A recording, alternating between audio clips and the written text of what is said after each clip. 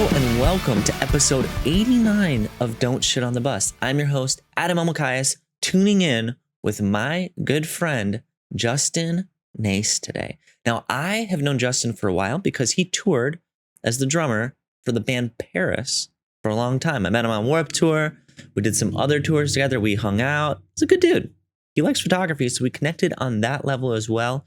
And I haven't seen him for a few years, but it was good to catch up with him. You know, I saw recently, I was looking at his Instagram. I'm like, wow, Justin is drum teching now. But he's not just drum teching. He's drum teching for one of the greatest bands ever, at least in my very much biased opinion, Slipknot.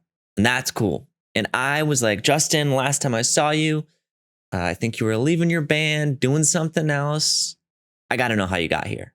And not only that, I have to know what it's like touring with them. Because I've never really had a chance to sit down and talk to one of Slipknot's crew members or backline techs, specifically for this one, drum tech, which is very cool. If you've ever seen Slipknot stage, it's quite theatrical and you never really see their crew. They're pretty hidden.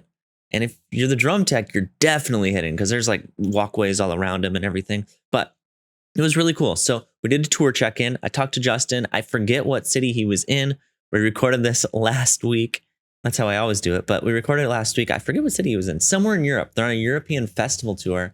And he just kind of talks to us about what's going on. What's the tour like? What's it like drum teching for Slipknot? And thank you, Justin. Thank you so much for joining me. Taking some time. I know it was like 10 p.m. or 11 p.m. your time when we chatted. And you had probably just done a long drive that day. I know you're not driving yourself, but it's still exhausting. And it was cool. It was great to learn from you. Thanks for the updates. And of course, before we get into the episode, thank you to the patrons for your weekly contributions that make this episode possible. I appreciate it. We all appreciate it over here at Team Don't Shit on the Bus. With that being said, I hope you enjoy this week's episode of Don't Shit on the Bus, and I will see you next week. It's good to see you again, man. Likewise, man. It's been a minute. I mean, I haven't seen you since you moved to LA. I know. I was thinking, I saw you the first day I moved to LA, I think. Yes. It was Phil's birthday, and we just happened to be at the same place. And I was like, why are you here? And you're like, I just moved here. It's great. I think you were there for Phil's birthday, though, right? Yes. Yeah. Okay. I think that's why I came there. My roommate was like, just like, yeah.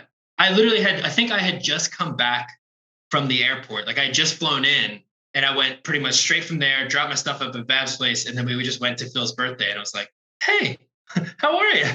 Yeah, it's cool. I like that about LA as well. Like I'll see people that I usually only see on tour. And that's kind of nice. Just knowing there's like a small percentage chance of that, or a pretty big percentage chance that'll happen is like, all right, cool. This is chill. Yeah. I'm on tour. There's always somebody. Yeah, exactly. Where are you at? Right now I'm in Bratislava, Slovakia. So I'm a little Googling further it. away. Yeah. Yeah. We're pretty deep into our European tour right now. And I've driven through Slovakia, but I've never played. This is my first time in Bratislava. So it's been interesting. So it's There's 11 castles. p.m. now. There's castles. Yeah. We went and sat on the water on the Danube, which is like a large river that flows through like Slovakia down through Hungary. Vienna. Yeah. But so we went, hung out on the water for a little bit. We took a stroll. That's the one thing that's nice now that we're like back in Europe. I have a little bit more of an ambition to go out and wander with my camera. Yeah. Because like it's like you had the pandemic, which I sat and did nothing. And then we just did the States, and it's like, I've done the States 100 times over. There's nothing that I'm like, oh, I need to get out there. So this has been like a nice little like, hey, go see some stuff, you know? And that's my favorite thing to do. So I'm glad that we're getting some days off. Yeah. In Europe, I mean, it's just got history that the US, I mean, you can hit some places in the US on the East Coast that were like pretty old and it's kind of cool. But for the most part, like Europe, everywhere you walk, you're like, this is cool. I would go on vacation here. Like, and exactly. I'm here working. Yeah. I mean, like we did Athens last week, and that was the first time, like we went to the top of the Acropolis. And I'm like, this stuff was 700 BC. Like, not like, you know, like you go to England even, and you're like, oh, this pub was made in 1100 or something like that. And you're like, oh, this is just way older than that. So it's pretty wild just to see stuff in Europe and just how well they maintain it and also like care about it.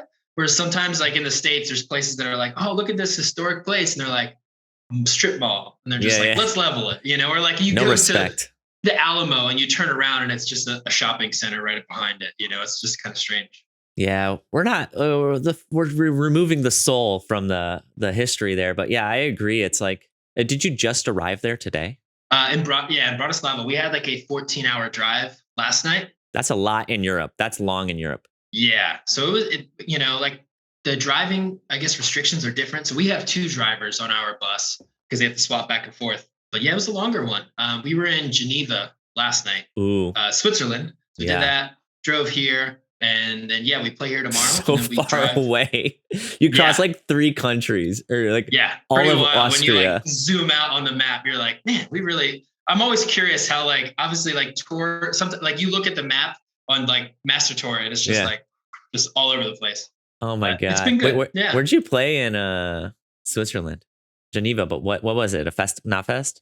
Yeah, it was just one of the like one of our like I guess headline shows. So it was just ourselves, the band Ginger and Vendette. So it was their own one-off show. So it's just like a Knotfest show. Not one like the day before that was Knotfest Germany, which that one was like a bunch of bands. So it was like the bigger actual like festival style rather than just a show. I see what you're saying. Have you been hanging with Tanner at all? You know Tanner? I saw him at that show. It was really nice to see him. It's been a minute, and I caught him just before he went on stage, gave him a nice hug, and got to watch him play with In Flames. So that was really cool. That's the best part about festivals is getting to see people you don't normally often get to see. And see, isn't it weird Tanner's in Flames now? Yeah, right? Going from everything that he's been through, it's like, I know. Watch him go to that, and they're like, they played right before Slipknot. So it's like really neat to be like, man, this he's killing it. Yeah, that is cool about festivals. And I'm sure you're in a situation like it's one thing to be with like an opening band or somebody early in the day. It's another thing to be with a headliner because you got the whole day to go watch. Well, I know you're working too, but you get to see all these other artists and that's pretty cool. Exactly. Like what's nice about that is often because we are the headliner and because of the day or the size of our production, often like that night, for instance, we had a load in the day before. So we had like, we would go in at like 4, do all of our load in, push all our stuff into place. Yeah, PM. So we would go that evening, spend a couple hours there loading everything in. So then the day of show was much more laid back where it's like, I'll do some of the duties I need to do. And then I could so I got to sit and watch Tanner play. I got to watch some of my other friends play and Bleed From Within and Meshuggah. And I was like, I get to actually sit back a little bit before we have to do changeover, So it's nice. Yeah, that's pretty awesome. There was this guy named Jake. He used to work for Slipknot. I don't know if you know Jake. Mm-hmm. He's passed away now, but he worked for A Day to Remember. And when we like play festivals with him in Europe, he was with Slipknot. Yeah. And I always felt like they were crazy schedules with them. Like they'd be like doing like they had an A and B set up and they'd like fly and set up all night. And like, it sounds like this might be a little more better routed. For this particular leg of it, it is kind of nice. We just have, so Slipknot does have an A and a B rig. So right now we're on the B rig, which is the one that normally stays in Europe. Okay, cool. And then like when we're in the States, but he had a new drum set. So we actually flew it over from a music video, flew it over to Europe. So I rebuilt it all here, put all the microphones inside of it. And then we have it for this run. But at the end of this run, the drums are getting sent back to the States that's where the whole A-B rig. So like, for instance, in some of our shows later on in South America, we're going to be doing like, tonight is on this rig and then we're flying to here and then that's going to meet us with the A rig and the whole swap back and forth kind of thing. And what's the difference between them? Are they just identical or is one like more complicated? Setup wise, it's pretty much like we have the full rack system is the same, but because of his new drum set that he got, we don't have like his previous drum sets had basically 2 identical kits. So one would live in the US, one would be over here in Europe.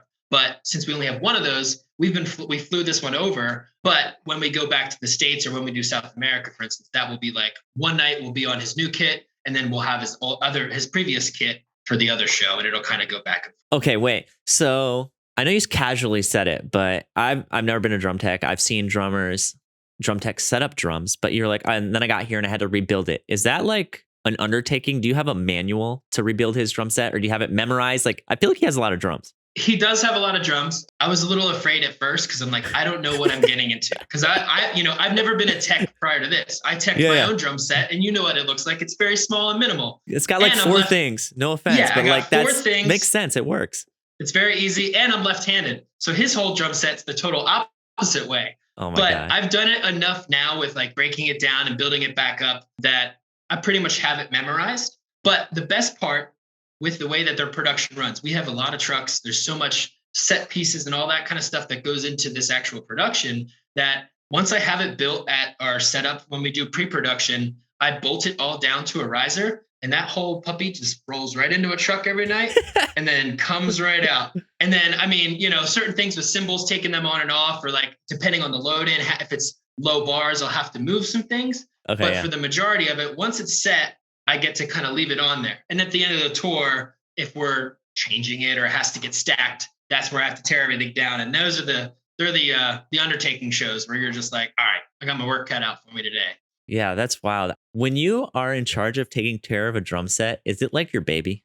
Is it like how it looks and everything? You're like super passionate about it? Yeah, I mean, because I'm such a drum nerd myself, for me, it was just like, I love taking care of my drum set. I didn't like to see it get scratched up or like, get banged up from your, regular tour bruises and all that. So like something like this, I take just as much care because, this is his, so it's my responsibility to make it look nice. So every day I'm polishing cymbals, I'm dusting things off and making sure that it's like, when he basically walks on stage, it's just as it was the night before, or as close as I can get to it to make sure that it's like, it's ready to go. It is very important to me to make sure that the thing is like crystal clear, so try my best. Hey man, that makes sense. Have you, when was your first show with Slipknot? Almost a year ago today. I think he literally called me.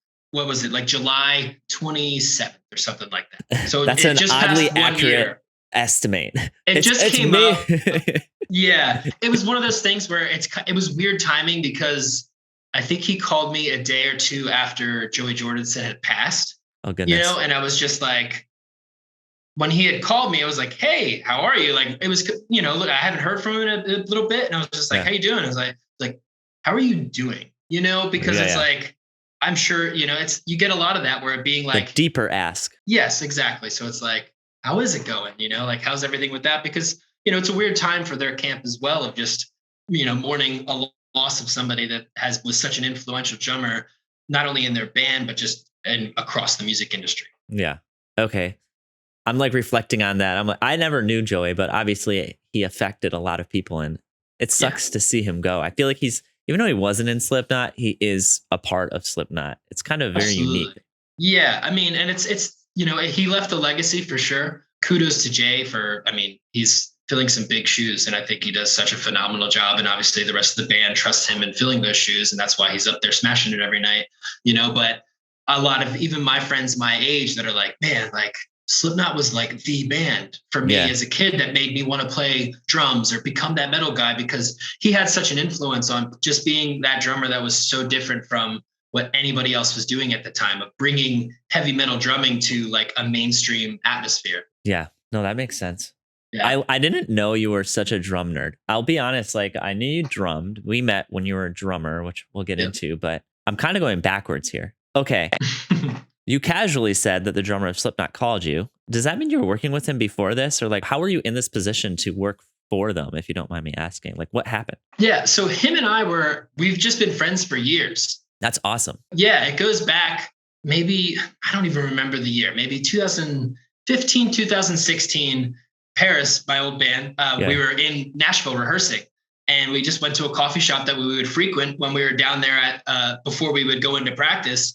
And we're sat there, and this one girl is just like looking over at us, and she keeps. I'm so ready for this story. This is good. Keep going. I'm sorry to interrupt. She's just like, excuse me, are you guys Slipknot? Or are you guys Paris? And we're like, yeah, like nobody recognizes us. We're Paris. Yeah. Yeah. And she's like, oh my gosh, like my boyfriend and I, we're actually really big fans of you guys. And he plays in a band. It's called Slipknot. And we're all just like. Yeah, a band called Slipknot. Yeah, we know. Okay. You just have to say Slipknot. You don't have to say he plays in Slipknot. Okay, gotcha. You get it. Yeah. And we're just like, wow, what? And she's just like, yeah.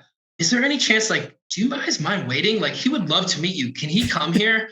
And our manager's just like, which Maddie Arsenal is just like, well, we got to get to the studio. Like, if he wants, he could come by. But if he wants to come there, she's like, okay. So, we left. We went to the studio, and he ended up coming just like, hey, what's up? Just to meet us, and him and I hit it off, and we just became good friends that way. And we'd always keep in touch. And, he'd play Philly, which is where I'm from. And I'd go out and see his shows and come hang with him. And then vice versa. We played Nashville, we'd come out and see our shows. So like, we always just kept in contact, and him and I had a lot in common in terms of like what we went through, over the years too, in terms of like drumming and being in and out of band, like in terms of like what we dealt with as like a hired guy or whatever. Yeah, professionally, yeah. Exactly. And like over the pandemic and with everything, like at the end of 2019, he really shed a lot of light and helped me, along the way, and giving some like words of wisdom and some encouragement throughout it. And, so it just one day I was literally in a shopping parking lot and he calls me, and him and his wife were on the phone. They're like, "Hey, what are you up to?" And I was like, "I'm just going shopping." Like, what are you doing right now? Like, what are you doing? Yeah, not like, what are you doing? I'm like, I'm at home being miserable. I've been home for, 2 years. Yeah. And he's just like, "Would you have any interest? Would you want a drum tech for me?" And I was like, "Whoa, yeah." Like, what? He's just like, the way that he pitched it at the end of the day was just like, "You're my friend and I love you as a drummer, and you're a drummer first and foremost. And I want to see you drumming. And I don't want I'll never take that away from you. Yeah. But this is an opportunity to not only get you back out on the road, you'd be helping me out. We get to hang while we're on the road, and this gets you paid and gets you back out on the road. And hopefully that will lead to something, in the future. And if it came something that you got an opportunity that was, amazing for you to be able to play drums again, I have no hard feelings, would want you to take that. But I would love to have you out on the road." And, it's just like, heck, I think this would be great, And the sad part is I did have something lined up for playing drums for a band, actually Phil's band. And it was nice. like a run, but sadly it was like dates conflicted, and it bummed me out because it was Phil like finally getting to play sure. drums. He did, and like he's a saint, and I felt so bad because I like locked that in with him. And then, it was just something where it's like they had like a 3-week tour versus like, Jay was like, "We're going to be out for the next couple months." I was like, he's like, "Dude, you got to take this. This is a once in a lifetime thing, blah, blah, blah." So thankfully to Phil, and, so I owe a lot to Jay for reaching out to me and entrusting me with doing this, knowing that I've never been a professional tech for anybody at a level aside from setting up my own drums for the last 7 years, so. That's fucking cool. Yeah. That's like, I feel like I've been smiling for 21 minutes now because it just, that is so cool to me. I feel like that's everybody's dream in a way where, it's one thing to like be really qualified for something and like turn in a resume and get hired. It's another thing to be like friends with somebody on a level where they could see you working together, because that's like a whole nother level of friendship.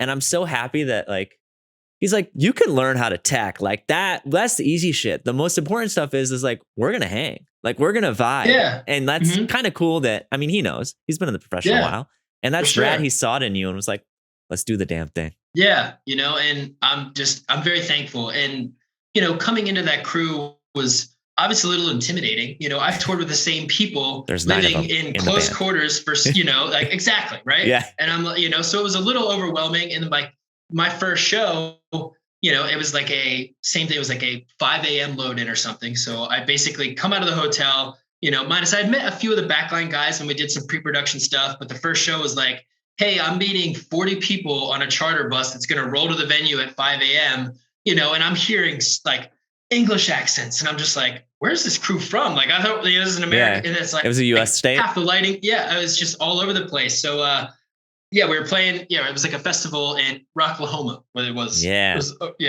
So that was so like, I just hop on that bus and I'm just like, hello, like shaking hands and meeting these people for the first time. I'm like, I'm going to be working with you all day. So it was a little overwhelming for sure, but yeah. You didn't fuck up. I didn't. Did you have? Let me tell you about my first show. Let's hear it. I would love to hear it. And this is Rocklahoma? This is Rocklahoma. Yeah. So this is their first show back in 735 days or something like that. Like Jay knew the exact date. He was just like, this is the first show in a very long time. And first show with me, like everything was great. We sound checked, line checked, everything. Like everything was set up, ready to go. Get into the show. His wife Chloe is there, so she's behind me watching. And our whole backline setup is very intense. It's like I'm basically in a stairwell that leads right up to the riser, and it's just like video walls, so I can't see anything but Jay, in the drum kit and whoever decides to dart across the stage. And everything was good, but maybe I don't know.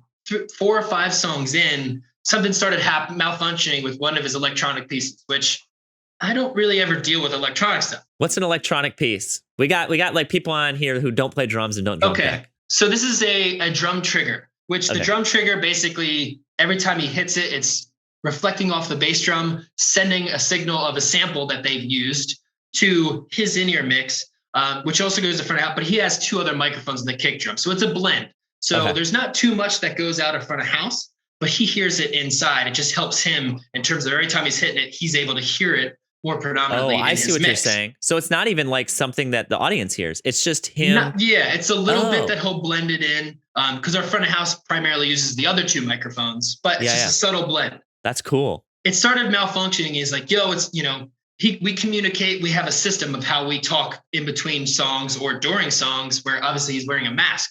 So I can't read his lips, so a lot of it, we have hand signals or like if he's pointing to things that aren't right, but in between pauses or in between songs, he's like, yo, something's not right with this, the kick trigger. I'm like, cool. All right. So I start to go through all my things. So at this point, it's like, this is the first thing I've ever dealt with that's like not working right. And I'm like, putting out a fire. Oh yeah. I'm like, panic mode sets in. I'm like, cool. All right. So I take it, I plug it out, plug it into my backup one, and it plugs it. It hits the kick drum and a tambourine starts playing. And I'm like, oh my God.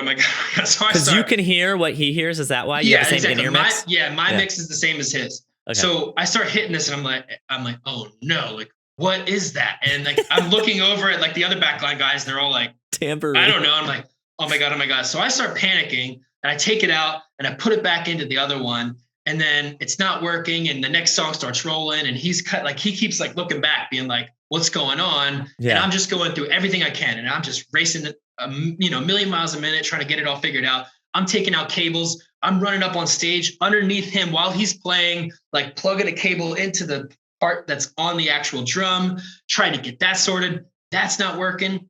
I'm like running down. So you're figuring out everything that it could be and trying to figure out where the issue is. Just try to basically, a process of elimination, figure it out one by one. It's not the cable. It's not the main unit. All right. Last thing it could be is the actual trigger itself, which clamps onto the drum. So I'm running down and his wife's just like watching me being like everything. And I'm just like ripping stuff apart. It's okay, I run up on stage. We got this. It's good. And I run up and I get it. I got it plugged in. But at that point, I can communicate. And we have a microphone system that I could talk to monitors or front of house. Talk and they're back? Like, hey, yes, exactly. Talk Got back. it. We got the name. As long as they know what's going on here. I just want to tell them the name so people know it. Yeah, so now people know. Exactly. Yeah. Talk back. And it's for fun. It's a good time to have a talk back. But when it's miserable, it's panicky. But they're like, hey, it's working. We just have it muted because we're not going to do it mid-song and just have it like, boom, blast through. Yeah. So we had to wait till the song's done. But that song ends and it's a break and Jay jumps down and he's just like, fuck. And I'm like, oh, this is it. I'm fired. This stinks. Like, this is my bud and I'm fucking blowing it, but like, I was like, hey, we got it fixed. Everything's good. Like, don't worry about it. Once you get back up, they just had it muted and he goes back up. Rest of the show is fine. And afterward he comes up and he's like, I'm sorry. Gives me a big hug and like, everything was good, but it was so scary to have something be like, it just blew my mind. So now ever since that show, never happened again. An hour and a half to 2 hours just sitting there, laser focused, thinking of like every doom scenario that could happen of being like, what if this breaks? What if this falls off? And like, there's been things that have happened, like cymbals crack and you go up and you swap it out, and I just try to test myself. Like I'm like a NASCAR pit guy where I'm just running out, fucking swap it and like, good, I'm good, time. Go. Exactly. Time. So it's interesting, and it's like, there's so many different pieces on that drum set that could potentially have issues. So it's just important to make sure that I'm doing my checks prior to the show and making sure that everything's dialed in so that, if you don't see me, that's a good thing. You know what I mean? So that was my first show was a little scary. Okay, wait. A few different questions. This is a quick one. How many pieces make up his drum set? Is that a thing you know? Well, you got 3 racks, 2, that's 5. Snare is 6. Kick drum, so it's 8 all total. So 8 pieces of drums. Yeah. He has 10 different cymbals all set up to a big metal rack system. You got to mic them all. Exactly. And they're all internally mic'd. So we have microphones on the inside because the way that his drum kit is set up, it's all very tight. A lot of things are like, like a right cymbal next might to be each other. Exactly. Yeah. So when miking it, it becomes a little bit more difficult because of resonating from other different things or just picking up in other microphones. So that helps a little bit with cymbal bleed.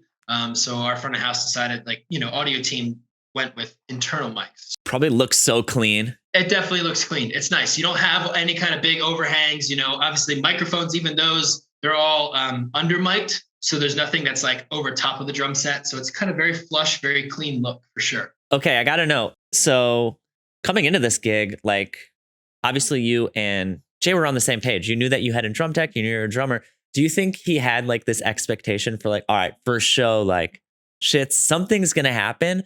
And was it kind of just expected? And then when it happened, you guys just learn from it and it never happens again kind of vibe? Is that kind of the agreement you had, or was there a conversation about that? I mean, not too much going into it. I think like he had a lot of like, I'm sure, like, I guess maybe in his head being like, first show back, this is going to be incredible. And you don't want something to like hinder that. And that being something that's thrown into the mix, kind of coming out of nowhere. I'm sure that like at the moment, like really is just like bums you out. You're like, this is my first show back and this is happening, you know, but I don't think it was anything like he, you know, again, after was just like, dude, do not worry about it. Like that's just something that happens. And again, it's like, there's certain things that might happen that would affect him during the show, but it doesn't necessarily come back to me because it was my fault. Like whether it was like a cable that wasn't patched right, which, you know, I'm the guy he looks at because I'm the one doing the communicating to our team about how we resolve this, you know, but I just try to cover all of my, you know, dot my T's and cross my I's and, you know, as they say, but like, you know, make sure that I kind of have everything covered so that, you know, we have a successful show because, you know, like I said, it's just like, I want him to be able to walk up to that drum set every night and it just be like, good to go, you know? Yeah. He trusts you and doesn't have to be nervous about like the thing working because he knows that you've been there all day kind of proactively preventing these things. Yeah. You know, and I'm very thankful and grateful that like the team has helped me and brought me in a lot. And, you know, it was nerve wracking for me because it's like, hey, here I am. And I'm filling the shoes of somebody that worked with not only Slipknot, but Foo Fighters and like for a long time, I'm sure too. Probably had the same tech. You know, exactly. So he worked with, you know, for a long time. So it's just like, all right, these are some big shoes that I have to fill, you know, and I've never done this before, you know, but I'm going to do my best. So that first day of like rehearsals, you know, I'm in there, I'm like, all right, I'm going to set this drum set up for the first time and get it all tuned up.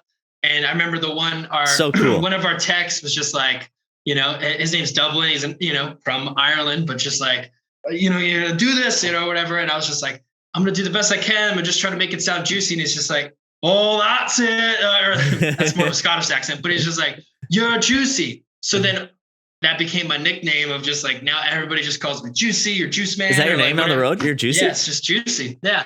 Wow. But that's a good nickname. I like it. I did the best that I could. And they were like, this is the best this drum kit's ever sounded, you know? So that made me feel very good, you know, that like I'm doing a good job, not only like taking care of that and doing the best that I can, but, you know, everybody that's in the back line, as well as the whole crew in general, are all absolute legends. You know, like they're phenomenal people. They're an amazing crew to be around. And I'm so thankful that they, you know, brought me in so openly and helped me out too. Cause I'm like, I was very green to the tech side of it. You know what I mean? Yeah, Besides like loading in and setting up my own drums, you know, I was on the performing side. So did you ever have a tech? No, and it was always me, you know, so it'd be like, I have a guitar tech and we had a monitor engineer, a lighting guy front of house, but we never had like a drum tech. So it was always on me. In a way, like that's good because you've teched, but in another way, you don't have the experience that other artists might have of being the artist and knowing what it's like to have a drum tech. How different was it? Well, obviously it's different. You're not playing the drums during the show, but how different was the experience or the feeling when you're drum teching for them? There's some pretty big stages. Honestly, I still get the same like pre-show jitters, like all of it. It's like, you know, Jay will come up. So we have a pre-show ritual. We bump knuckles and we give ourselves a hug, you know, and it's just like every show, that's like our routine. And then he goes through his stretches. But like for me, I'm like, all right, yeah, I start stretching too, you know, and like I'm sure like I get that like anxiety right before a show of like, all right, like we still get pumped up, you know, so it's still the same feeling. And like when that curtain goes up the kabuki and just up the sniffer and just sucks up, you're just like, here it goes, you know, like it's very thrilling. And they put on it's such a spectacle. It's a theatrical show. Yeah. Yeah. I mean, like, exactly. That's like, I mean, my mom and my brother came out to the show when we played one close by and like, you know, never listened to that kind of stuff, but they were like blown away. They're like, this is one of the coolest shows we've ever seen, regardless of the music. Like it's just such a, you know, it is such a sight to see because of all the pyrotechnics and the people running around. There's, like you said, there's 9 guys on stage. They're all doing something different. So it's a very entertaining show, you know, so I still kind of get that thrill, even though I'm not playing, but that show is on me to make sure that everything that he's doing, beside obviously the intense playing that he's doing, the sound and everything that goes behind that show and making that show happen relies on myself and all the other backline guys to make sure that everything's good to go. So it is still like a little intense up to the show. And then when you're done, you're like, all right. Yeah, I'm sure you feels relaxing afterwards. I think I would have a hard time.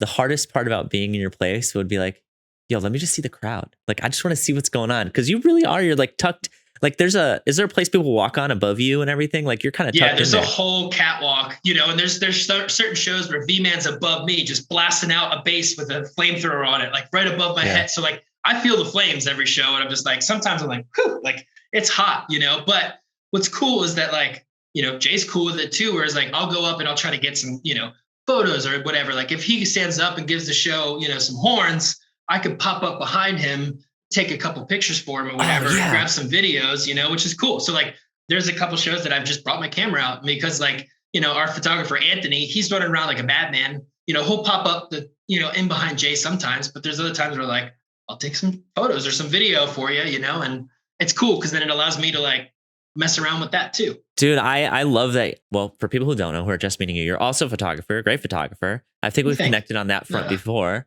And I think you were like one of the magazines, right? Like we did like, didn't you have yes, you invited me to do one of your photos. That was cool. Yeah. Thanks for doing that. I thank you for having me. I was just like, I'm not worthy. I don't, so I appreciate you having me do that. Yo, I feel like you have this like a sick job to be a photographer for because you could work on getting like just one shot every night. Like all you need is that one shot that people are like, what the fuck? Whether it's like him doing the thing with like the perfect lighting and everything. And every night you could be like, all right, this is good, but I need V-Man to be a little bit more to the left.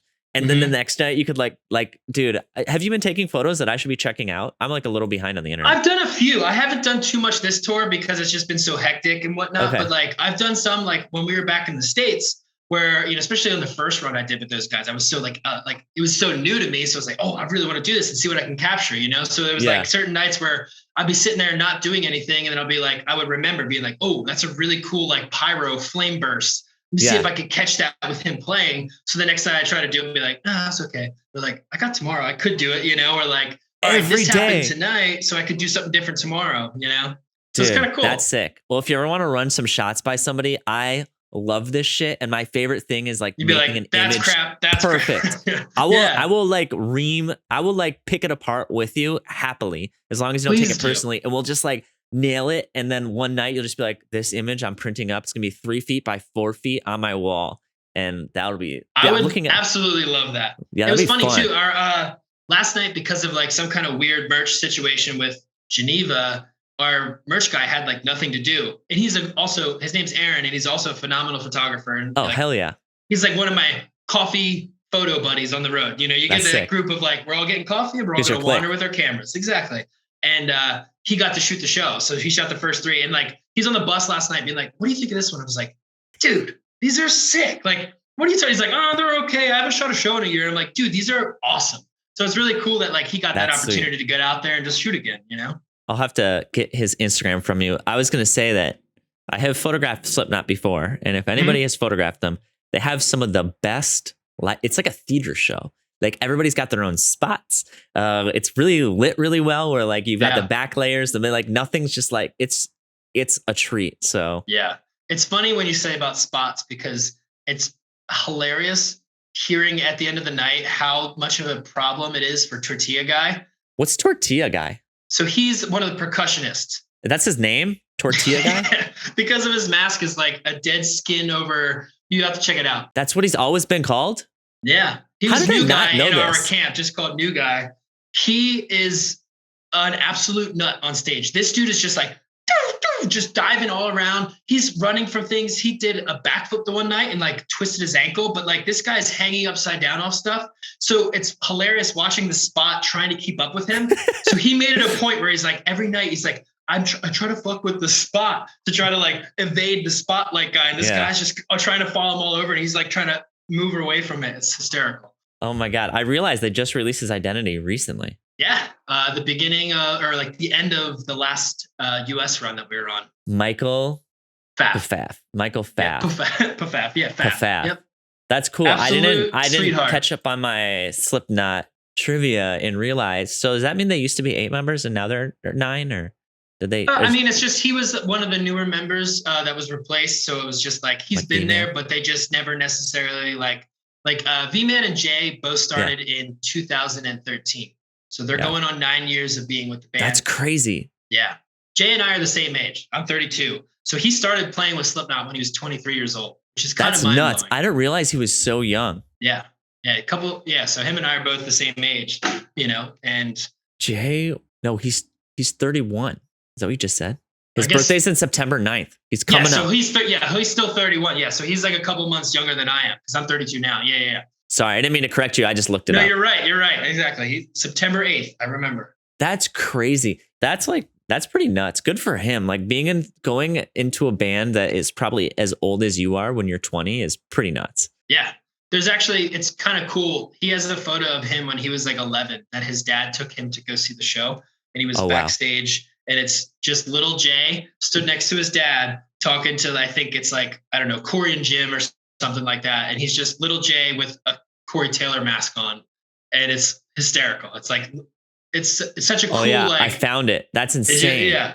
It's a really neat, like, changing of times of being like, there he is being a little fan of the band to like, hey, he's the backbone of the band now. Pretty cool. That mask is terrifying that he's wearing, by the way, especially on a child. They still show up at it's neat to see, like, the fans are such a dedicated fan base. So like when you look out and you see the front row, it's just littered with like old Corey masks or like Joey Jordison masks or like, it's just all these different eras of all the masks that they've had throughout the years. It's kind of cool. Yeah, that is nuts. What a cool entity, or like it's like an organism to be a part of. It's not just a band. It's like it's in a crazy band. Yeah, that's nuts. And to be going through Europe with them, how is it traveling with such like a big crew? I feel like this is like the biggest crew. I mean, I'm sure you're on like one bus max before, right? Like this is different. I mean, with Paris, we never went to like a 2-bus kind of situation. Yeah. It was always just one bus. We had, your standard, I don't know, we had maybe a crew of 10 people, I think, tops, like including like core tour crew, manager basically. Lisa and merch and everything. And out here we have a crew of about, I think it's 38 or 40 people. And that's not including the band party, So we have like, back in the States, I think it was even more. We have like 4 crew buses, but yeah, there's a lot of buses. There's a lot of, trucks that we have as well for production. I think we had like 11 trucks or something silly. I don't know if we have that many over here, but it's wild to see all the pieces just moving and, like, I don't know, just getting into a hotel. You're just like, wow, watching our production team work, and it just happens, and I'm like, it's wild to see something at this level. Cause it's like, I watched where we were and seeing what we did. And like, some of these venues we played as the opener, like when we opened for Muse or Fall Out Boy, we played these arenas, but you're the opener versus like being in like, hey, people are like still coming in sometimes and things like that. Yeah. And those kind of things happen, but like seeing it at the headliner slot and seeing how a well-oiled machine that's been doing this for 23 years operate, you're just like, man, what a difference. And like, we thought we were at we're at a low tier, but then this is just like such a different thing where it's like, Slipknot is, aside from Metallica, say, is like one of the biggest, performing acts in the rock, like the metal industry, so it's kind of wild. Yeah. It's a hard genre to be big in. I mean, maybe not hard, but there's only a few artists that can be big in that genre. It's not that have that long lasting sustainability. Yeah. That's a good footnote as well. It's like, I look forward to the time when our listeners or anybody who hasn't toured yet gets to sit down at a venue and just see the city get built and just see everything like being crazy, but organized. Oh, yeah. Because it's cool hearing from you who's toured. I mean, you've been on Warped Tour, you've been with big bands, and now you're with the headlining band. It's cool to hear, it's still even exciting for you. For sure. Absolutely. I mean, yeah, that's the thing. It's just like, I don't know. I never let it jade me or anything like that because I've been it on both sides. There's some people that's like, oh, one of our crew guys on here, love him to death. He's like, yeah, my first crew was my first tour was Metallica. His name's Kiwi. He's from New Zealand. So he's just like, yeah, my first cruise, I did Metallica. Good impressions. Thank you. This is like, but like his list is like Metallica, Rammstein, Taylor Swift, Guns N' Roses. I'm like, man, all you pretty heavy artists. Real well. Like, okay. versus like, I've been from playing to nobody, getting paid nothing to just like, hey, I'm joining a band and let's try it. And we played to, the local bands and their girlfriends. And up to this is like, so I've seen it all. I've toured the country in van and trailer, and I've had the opportunity and privilege to like do it like this where, we're taken care of, and I'm very thankful for that. So, and it's like, there's no sense in letting it not, just stay humble with it and allow this to happen is like very cool and surreal, that I still get to do this and call this my job. It'd be sick if you like hit me back when I asked you to do this and you were like, nah, dude, I'm too cool. I got a thing, dude. I don't know, man. I don't know if I could really find any time, brother. No, it is like sometimes I'll hit people up and they're like, oh, I'm on tour. I can't do it right now. And I get it because I've been on tour, and I'm like, yo, even like going to Walgreens on your day off sometimes is a big ask. So it's really cool. And I'm really thankful for you to like, if you're not watching the video of this, which you probably, most people are, it's on Spotify now too, but it's nighttime. It's like 11. It's almost midnight for you. Mm-hmm. It is 11:46. Okay. What do you have to, do you have an off day tomorrow? What's your vibe? Or do you have a show tomorrow? Tomorrow's show day. So on a day like this, some of the team goes in like during the day and does what they call like a pre-rig, where they're rigging stuff from the ceilings and getting stuff set up so that tomorrow, like we'll just go in at our normal time for at least backline, and then we'll load all of our gear in. And depending on the venue, like whether it's forked up or like for instance, to give you like a breakdown, like in the States, when we're in an arena, we travel with our own stage. You build the whole stage every day. Yeah, everything's built. It's about like, I don't know, like a 6 foot or so stage, 7 foot stage.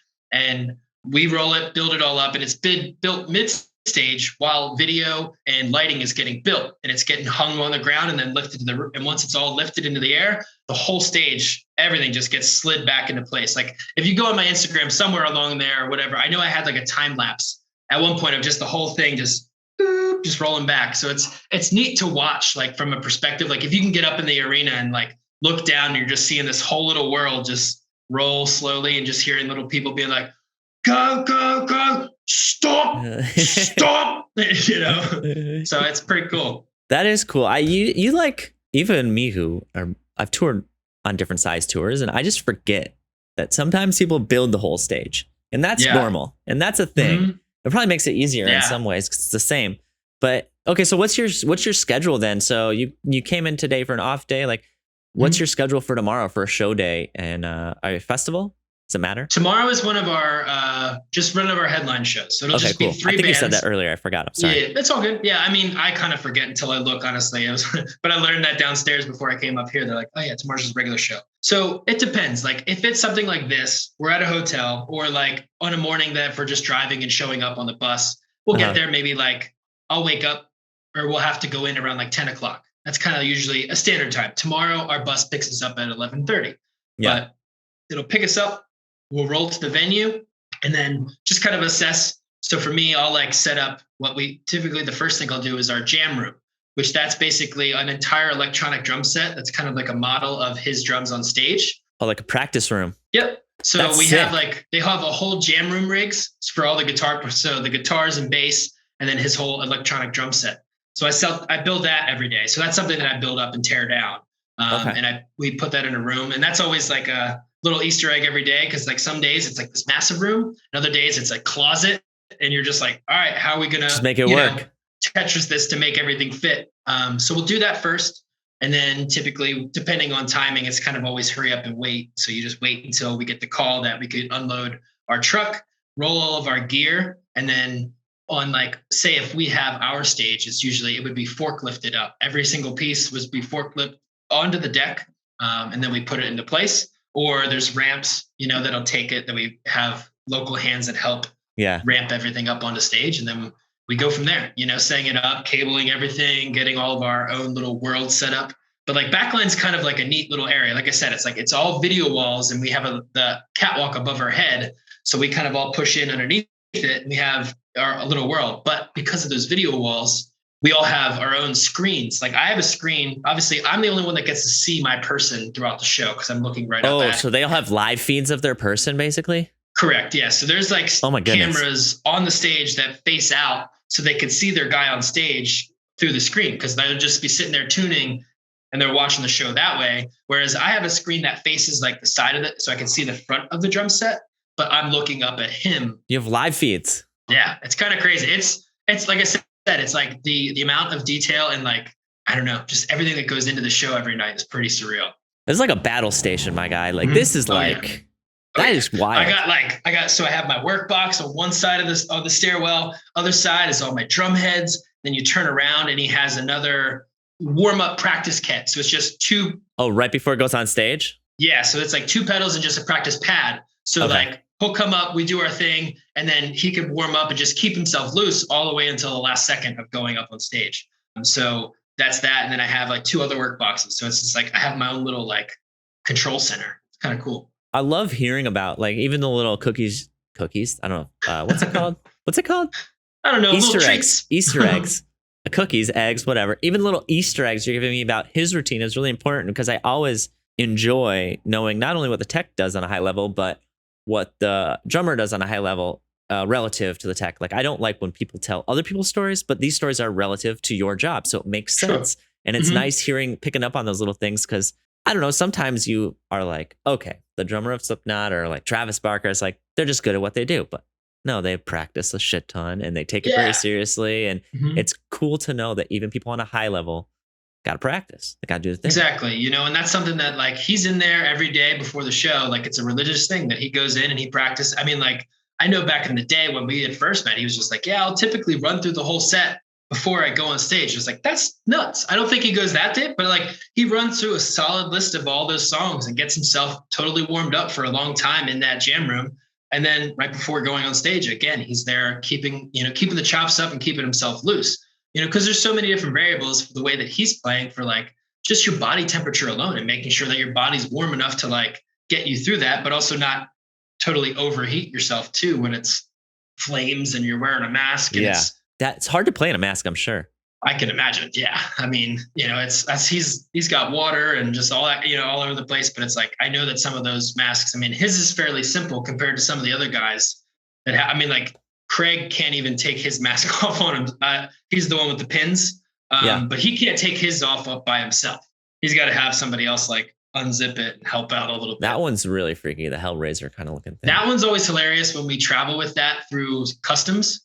Because you guys carry the masks on. It comes in like a drum box, and then there's times where like people are always like, we go through security, they're like, what are you up to? But yeah, so it's just like, I know some of those guys have some pretty elaborate masks that I know it can't be very easy to be able to like breathe through. Did you have to, like we talked about earlier, your drum setup was much simpler than Jay's is. Did you have to learn how to play drums better to tech for him? Like, are you able to play his set or is that not really a thing? I mean, yeah, it's like we'll sound check every day. So we do a full like roadie jam. So like I'll play his drums. I mean, thankfully enough, he has enough drums. So he's got double kick. So I can still use like my left kick as my main. Yeah. But because you're left-handed.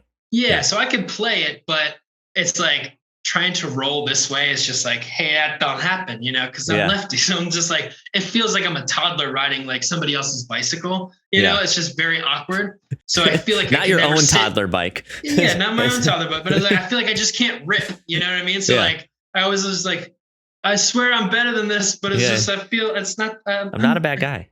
I'm backwards, So, but I mean, there's enough there that it's like we get by and still, able to sound check it and everything. But it is just like weird. I even back in the day, I remember like posting pictures of my kit and having like Dan from Architects, and he's like, your drum kit makes my head spin because like just hit a right-handed drummer looking at a lefty kit. Oh, it's so like, backwards. Yeah, it's just totally flipped. So it's kind of surreal. Like when I go up to his kit, but I've been doing it so much now that it's almost like I see his drum kit more than my own kit now. So I'm always like, go back to mine. I'm like, oh, this is. You could be ambidextrous. Are you working towards it? That's a good skill to have. I have honestly, I'm all screwed up. Like whoa. Let's not get too serious here. Well, but like I am to an extent of ambidexterity where like I throw with my left hand and I kick lefty. I play drums lefty, but like I bat or golf righty. Okay. I write with my right hand. When it comes to like a knife and fork, I usually will eat with my left, but if I have to like cut something, I put my fork in my right hand and I cut with my left hand, and then I use. Okay. So I'm kind of all over the place. I don't know. I vibe. I'm left-handed too, and I understand. Like I can relate to the fork and knife thing. It's weird. Like you say, what hand you use your fork? I don't know. It's both. Yeah, I just use both. Yeah, I don't really Looking at know. my hands, I was trying to like do it. I was like, how do you even hold a fork? What is this? Right? You kind of forget. Oh, here we go. Yeah. I got cottage cheese here. There you go. It's left. You got it. Yep. Well, Justin, thank you for coming on, man.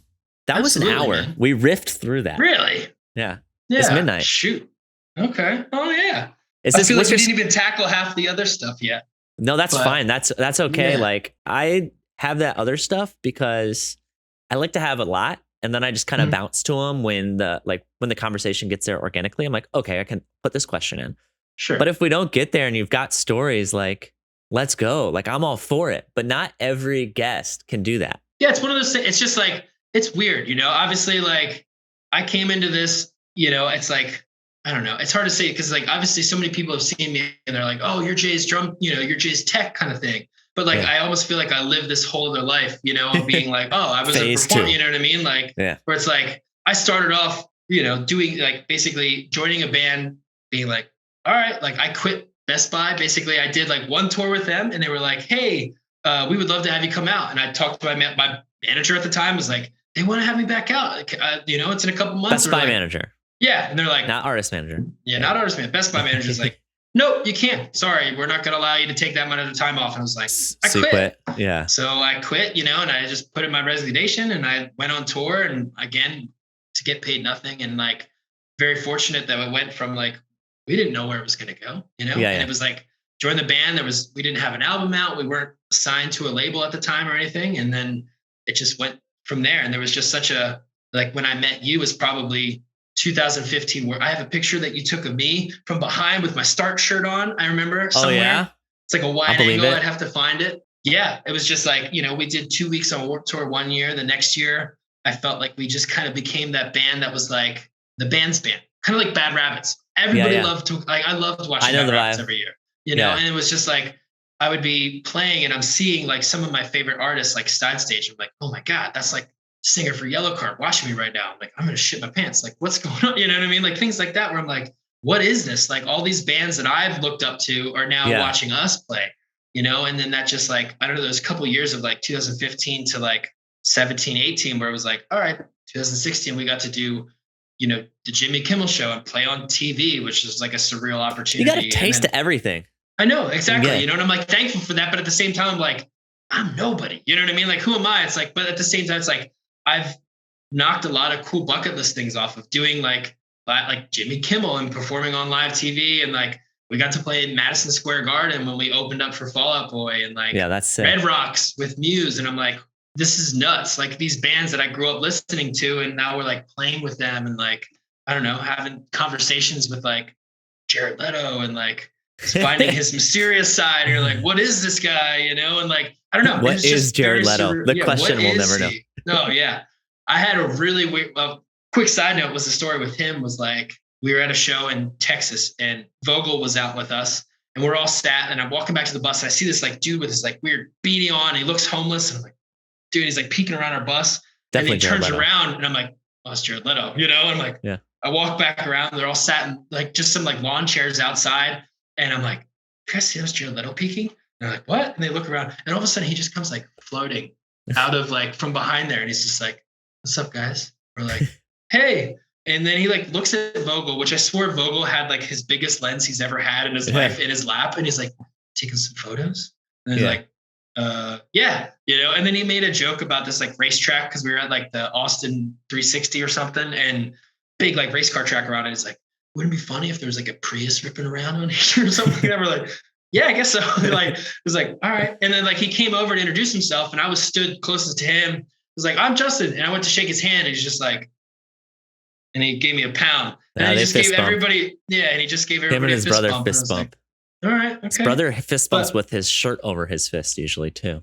Oh, yeah. I mean, he won't touch skin. They were very nice to us. It's like they're awesome. Interesting characters. Obviously, I've always just felt like he always had a camera guy behind him. You know what I mean? Like it was always like almost like a theater piece. But I call it he's always turned. There's some people who are always turned on, and that's fair. I mean, when you're in the public eye that much, it's really hard to like drop into self-unaware.